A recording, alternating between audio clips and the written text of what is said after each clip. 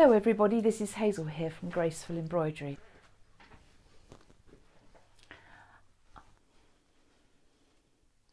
I've taken one design from Bundle of Joy 3 and I've stitched it out 3 times. I'm going to show you the results. This first design here is stitched on ivory silk and I've selected coffees and neutral colours, creams, and you can see the little hearts here, and I've not done an applique on this one.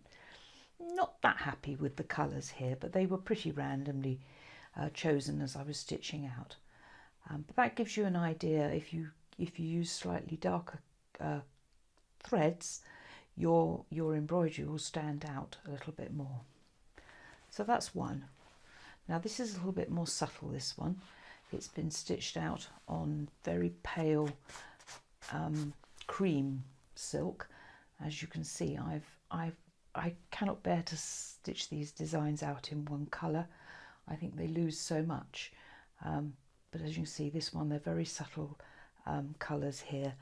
Vanillas, creams, and a little bit of white that I've put in here. So that's that design. Now this is a border design, and it's been digitised in such a way that where it joins here, you've got 5 little petals.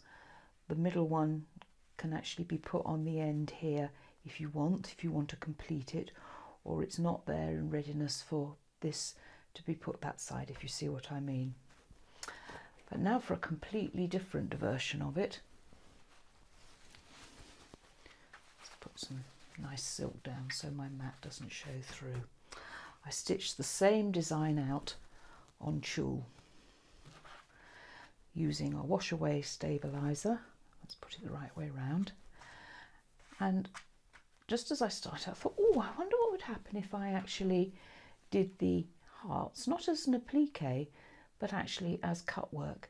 And so you can see here, I stitched out the first 2 guidelines, trimmed very carefully. This was done on wash away stabilizer, so it was perfect for cut away. And as you can see, it's worked very well. Now this obviously looks very different from that stitch out, but it's the same design. Now you will get a slightly different look when you stitch out these designs on tulle, and I'll admit to you that you have to sit very carefully with some very nice sharp scissors and cut away all your jump stitches, and I do advise that you do that before you wash away the stabilizer. Then you've got the stabilizing protecting the tulle underneath. And so again, this can be done as an endless design. You can put that one at that end. On this one I've actually stitched out those bits, but those 3 little tiny elements are at the end of the design, so they can be eliminated if you're going to join it. And obviously you've got to very carefully prepare this design before you rinse the stabilizer away, and trim as many of the jump stitches off as possible, and it's worth the effort. And I haven't done this yet, but I'm going to do it now on camera, and I suggest that you very carefully, I'm not going to do it with those big scissors, when you're stitching curves, I find the curve on my ordinary embroidery scissors is great for trimming away applique and such things. So very carefully. Now if you've ever gone into a shop and looked at lace, you'll see that a lot of laces do actually have a little bit of tulle or net showing if they are that particular lace. The heavy ones obviously have got a lot more stitches in them because they have to support them, but laces like Nottingham lace have a net back. This is fiddly to do on the camera, but you can see, get the general gist of it, and very carefully trim it away. I've got the angle wrong set up for that, and there you've got some lovely lace, and this can be overlaid, and it does, the hearts do actually show. So through one design, 3 different ways of stitching it out.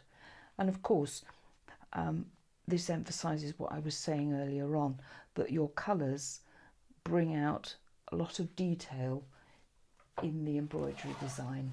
We can see a lot more detail here. the big daisy here, the 2 petals are, every other petal is a different colour. That's a very pale ecru and that is a very pale lemon, but it just gives them a little bit of depth. And then this little centre bit here I've done in the darkest colour, and I was really pleased with this stitch out. I hope in this video you can see the colours, because this is a beautiful pale lemon that I've done it on, and and it's almost got a rich antique vintage look to it already.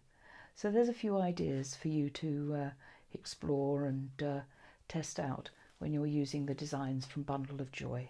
I hope you enjoy them, and I really look forward to seeing all the lovely heirloom projects that people will create with them.